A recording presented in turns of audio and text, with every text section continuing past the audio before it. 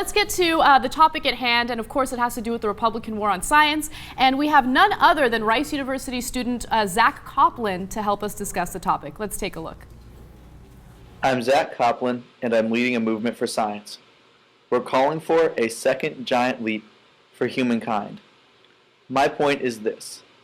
America has a science problem. We're cutting $50 billion of scientific research and development over the next 5 years when we should be investing far more. 60% of biology teachers don't teach evolution to the extent they should, and often don't teach it at all. Another 13% admit to actually teaching creationism in public schools in violation of court rulings. States like Louisiana and Tennessee have laws that make it easier for creationism and climate denial to be snuck into public school science classes as if they were science. Tens of millions of taxpayer dollars are going to fund creationist schools across the country through school voucher problems. To fight this science problem, we need a grassroots movement calling for a reinvestment in science and an end to science denial legislation like Louisiana's creationism law. You can help out by reaching out to your elected officials and telling them to vote for good science policy, which is teaching real science and providing more funding for science. It's kind of incredible when you keep in mind that there are certain schools that are pushing for creationism, certain legislation that's been passed that allows public schools to push legislation, and we're supposed to be a country that has a separation of church and state. We're supposed to teach science-based facts as opposed to religion. Now, David, he does focus on creationism a lot in that video, and do you think that that's really the right way to go about fighting this Republican war on science, targeting creationism in schools? Yes and no. I mean, creationism is a huge. It's a problem in the sense when it's taught as science, right? I have no problem with creationism being taught as part of a religion class, but when a science teacher is talking about creationism, or when a science teacher isn't talking about, let's say, climate change, then you've got a real problem. And I think that all of these issues mixed together, I think we're seeing it right now, and I would say that I think we're seeing it most spectacularly on the issue of climate. There was a new poll out that showed that half of the Republican Party, half of self-described Republicans, say they think that climate change is a hoax, a conspiracy. I mean, when I write about climate change in my columns, I always get essentially I can elaborate on it. It's a hoax apparently created by Al Gore to enrich Al Gore. Apparently, there's all these scientists out there who their mission in life is to enrich Al Gore. But this has become, I think, conventional wisdom on the right.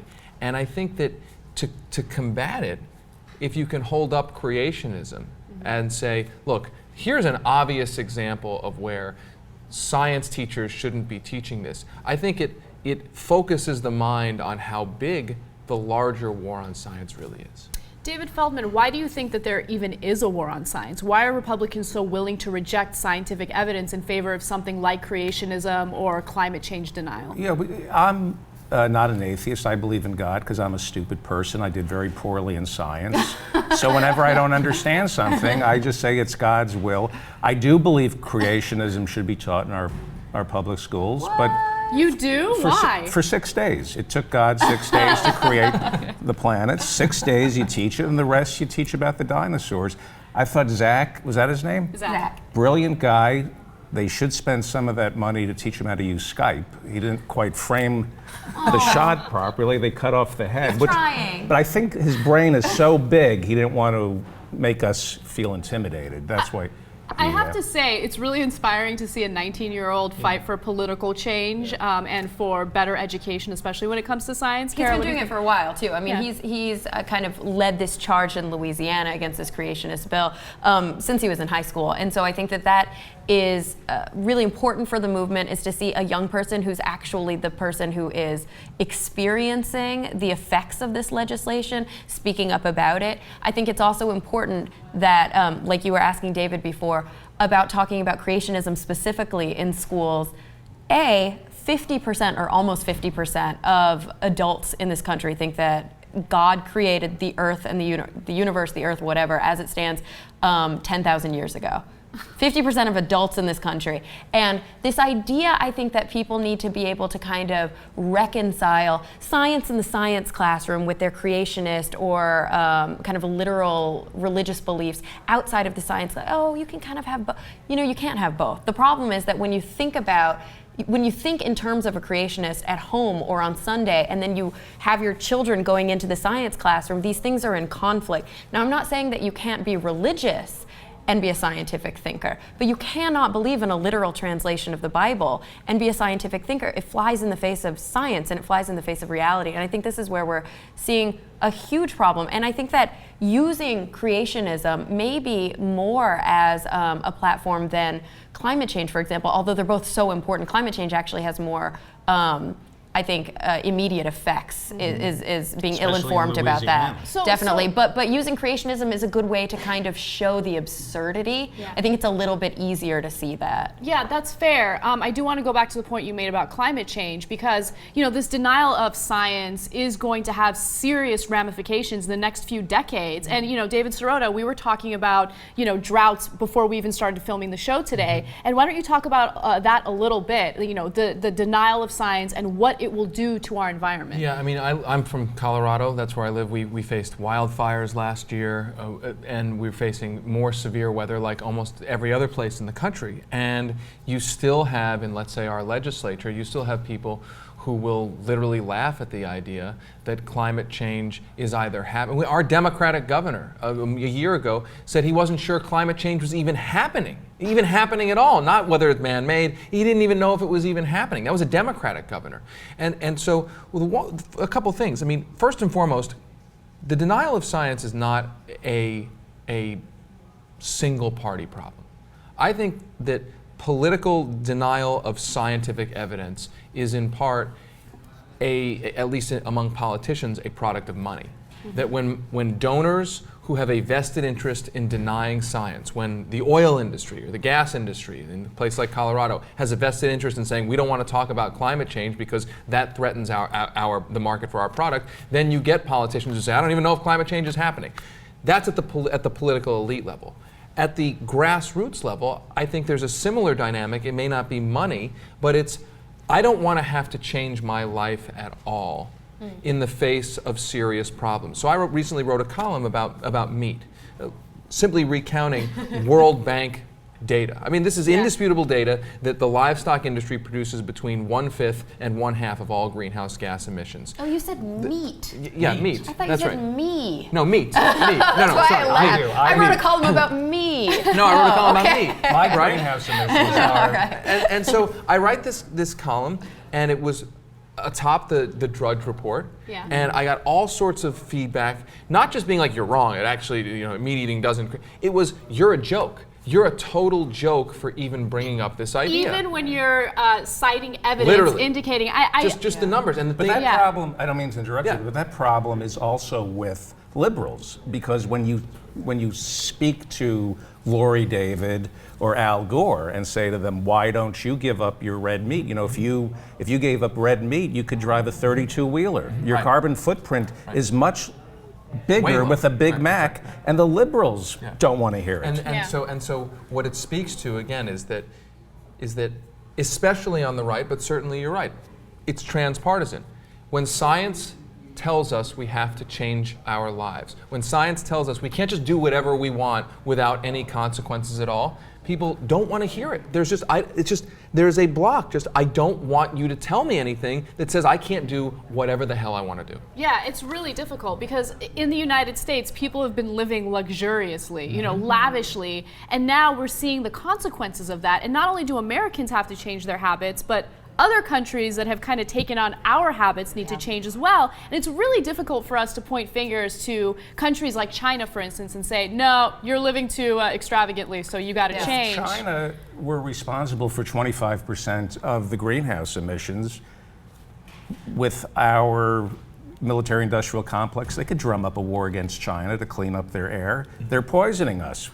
So, Who, China's poisoning us? You could make an argument for war against China if they had greenhouse emissions that were equal to ours, and they will in a couple of years. Well, and the big problem, I think, is that although we are a huge contributor to this, we don't feel the immediate effects the same way that impoverished and low-lying areas do. We do have some regions in the country, like Louisiana, for example, where they're going to be hit harder. You know, we have the Northeast that was hit by Sandy, and we're starting to see these effects. But there are areas in other parts of the world that have been dealing with catastrophic climate change for a decade already. So when we said it, kind of you said at the beginning, Anna, that we're going to start seeing the effects soon, it's like places have been seeing it for a long time. And if I can make one other quick point.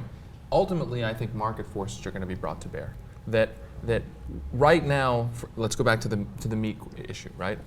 We are subsidizing meat with billions and billions and billions of dollars, meaning we are bringing down artificially the price, the market price, the retail price of the product that contributes so much to this overarching problem. And ultimately, whether it's oil, peak oil, whether it's ag subsidies, what I think is ultimately going to change this is when a hamburger is its real price of $15 or $16 or $20 in a McDonald's. Then suddenly that will be the market expressing that this is unsustainable. And a gallon of gas. Or even exactly right. Yeah. Or just on the side of a Big Mac container, say this costs 25,000 gallons of water, which it does, and water is more precious than oil. Do you think that information is really going to make a difference with Americans? The problem is math. You look at somebody like Chris Christie, who can't draw a correlation between what he's shoving into his mouth and what is expanding. This is a guy who just can't read the side of a Oreos well, box. but I don't think that that's really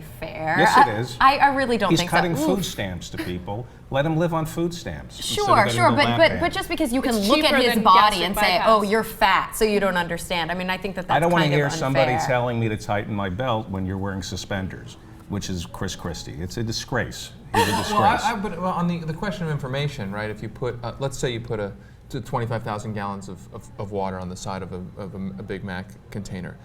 I agree. I'm not convinced that people care. I don't No, think I they mean, will. some people I will mean, care. look at- Some people There will are care. studies, there are It's sad, psychological studies that show, for example, when you put the pictures of like the diseased organs on a cigarette pack that says, don't start smoking, or that says if you smoke, you're going to have throat cancer, you're going to have liver cancer, whatever. It seems to deter people from starting that behavior, Yes. but it doesn't deter people who Yes. are already Yeah. hooked. And to that point, And there we're was- all already hooked on the food. There was 2 studies that I cited in the same column about meat eating, about Republicans, self-described Republicans.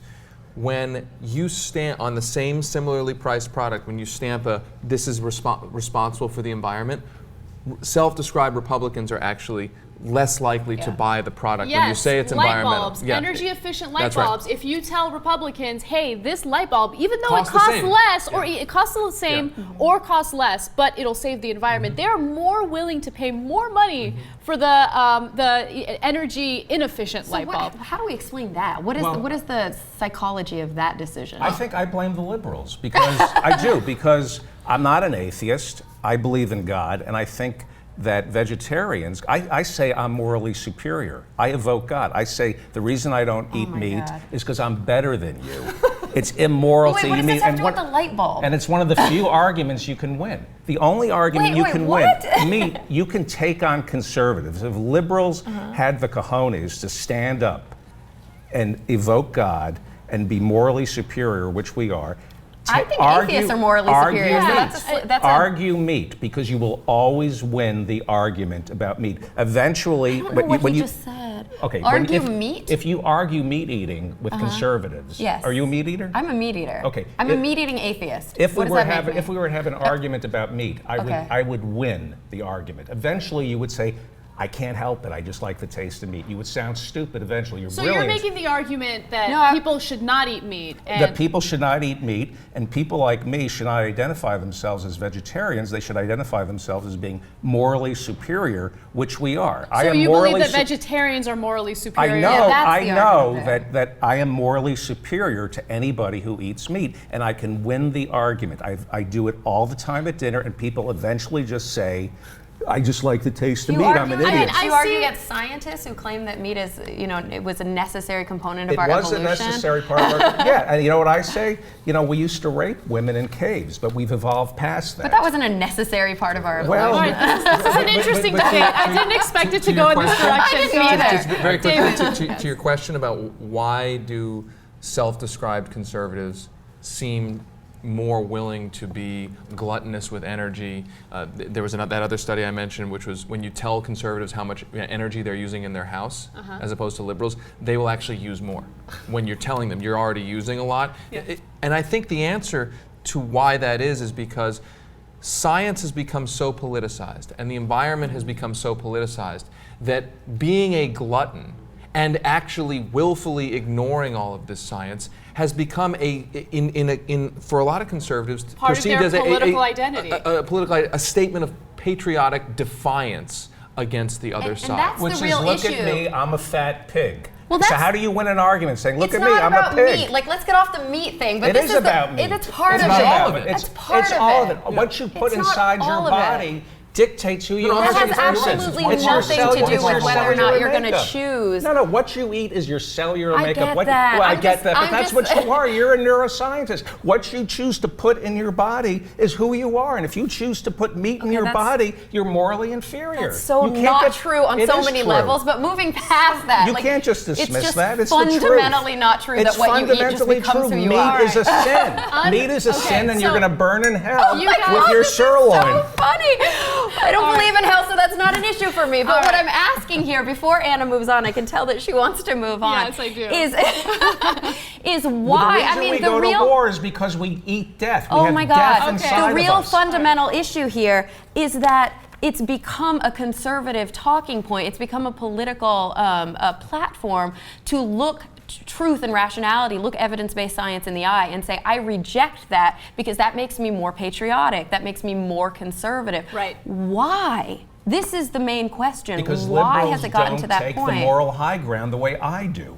No, I take the moral high I take ground. the moral high ground all the time. But you We also had- take a refer, burger No, with refer cheese. to the episode of The Point, the full hour that we did on atheist morality, and tell me that we don't talk about I think atheists it's taking the because- moral I think high it's ground. because science has been wrongly ascribed to be a liberal value, and so the way to Yeah. then be against, to not be a liberal, Yeah. is to be against science. Yeah, I think that is an excellent point, and Yeah. it shouldn't be politicized. When it comes to fact-based, evidence-based science, it shouldn't be a political issue. We should use that information as a way to better our environment. And I see the point that you're making, Feldman. You're smarter than I am, but you also You're a like, troublemaker. No, yeah, you, I know. I did because- not expect talk the about meat conversation right to veer in that because you don't direction. want to talk about the big issue that's No, but confronting our planet. Now You we- have to it's stop not that. I eating wanted to death. talk about You what the can't point have- of the show was You can't today. have death in your body, and you have death in your body. You eat death. Then The I only guess thing now- rotting inside of me My is dog me. is going to hell too. Oh no.